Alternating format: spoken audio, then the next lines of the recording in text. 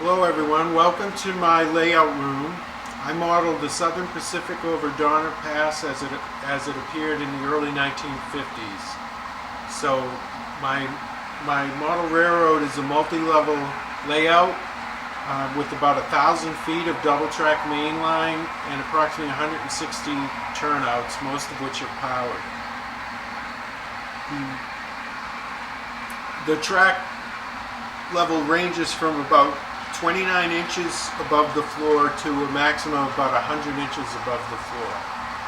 All told, there's about 3,000 feet of track, and I have approximately 70 to 80 locomotives and hundreds of freight cars and passenger cars on the layout. So train controller talks to the railroad by using an adapter to in my case, an NCC power control system, and that then interfaces and encodes the DCC signal on some homemade booster circuit breaker boards that I've designed and built.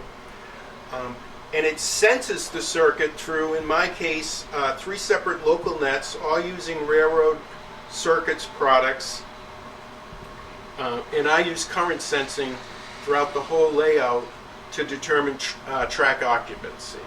So in this case, they light up as pink on the display board when there's occupancy in a block.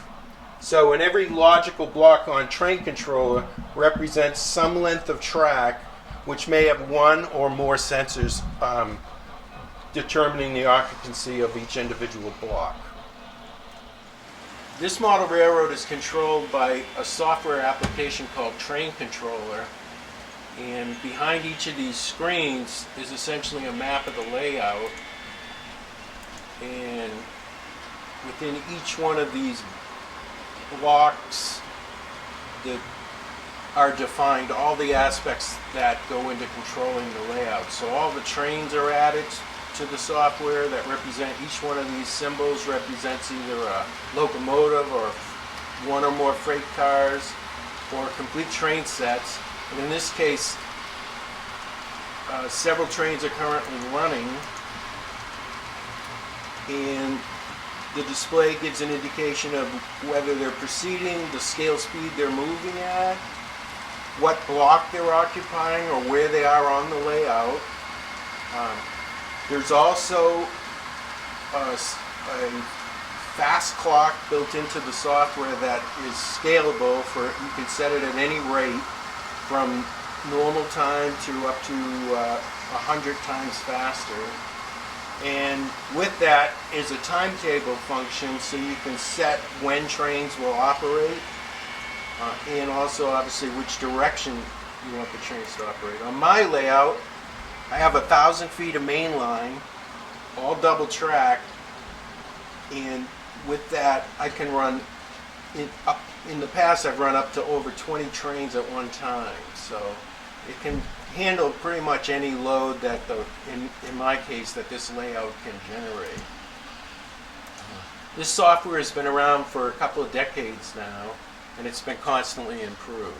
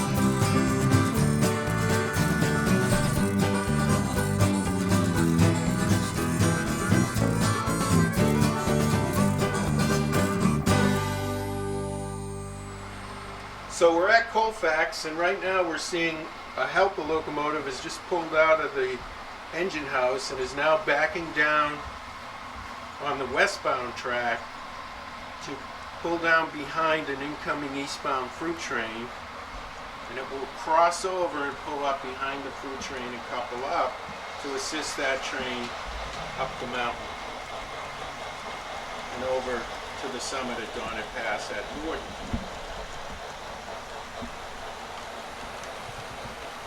We also have a returning helper that's pulling up so it can back into the engine servicing area. This is all occurring under the control of train control.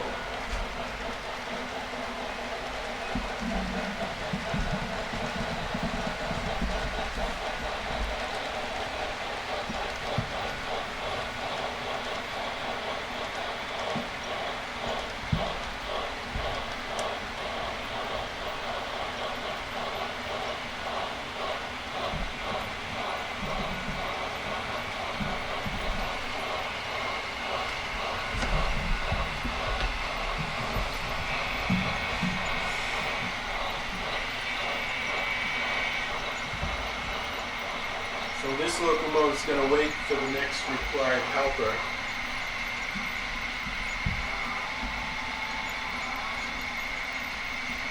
Assigned. So this freight pulling in now is a loaded PFE fruit train,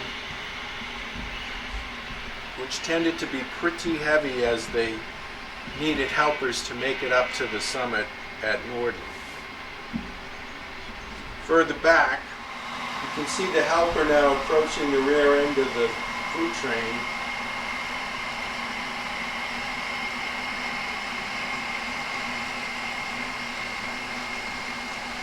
And it should pull up to the rear, slow, and couple up.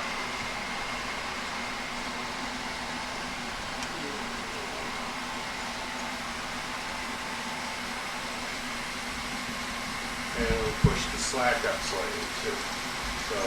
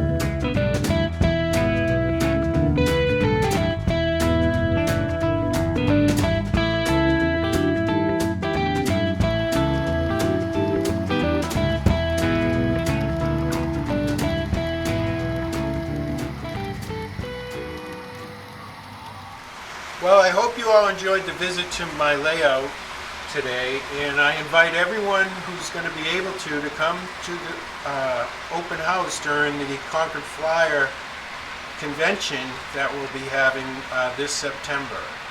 I'll have my layout open most days, and I certainly love to see as many people as possible come and enjoy the layout.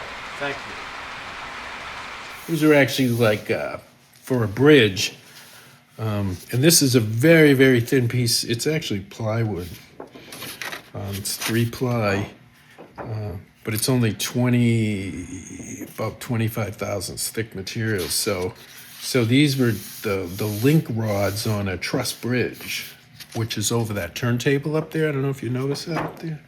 So that was one I did last fall. This shows some brickwork, which is just etched into the wood. And to build the courses of brick on the powerhouse, I just made multiple pieces, etching in the brickwork, and then layered them on top of each other to get that powerhouse to look like it was built with brick.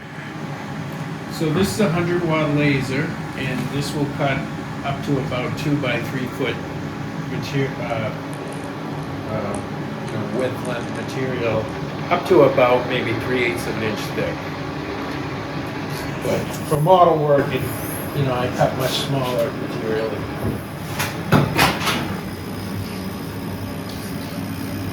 So when the material is in the laser, it's flat. Usually it's held down with some magnets. There's an air suction system that pulls when you cut, you're basically burning through the material. And it sucks the fumes and I blow them out the window. The actual head is right there and it moves. And the speed, basically it's the amount of power that the laser emits and the speed you move it determines whether you're going to make a mark on the material, etch it, or you're going to cut right through it. It's actually pretty simple, provided you feed it the right information, and that's what occurs over here in the computer. I use a software product called Lightburn, which is probably the most popular. Called what? Lightburn. And it's probably, I'd say it's the most popular, one of the most popular products for controlling lasers. So you import your design, essentially. In this case, it's a bunch of windows, which are those ones I was showing you on the workbench, the door panels. And these are all cut from the same material, so I can lay them out. And I need multiples of the same thing, so I lay them out together here. And then start the laser. And generally you do your etches first, which is the blue. There aren't many here, but they're there. And they're going to cut at a much lower power, high speed, fast, but low power. And then the actual cuts are made. And the software takes care of doing the inside cuts first, and then the outside cuts last. So the part is made properly, essentially.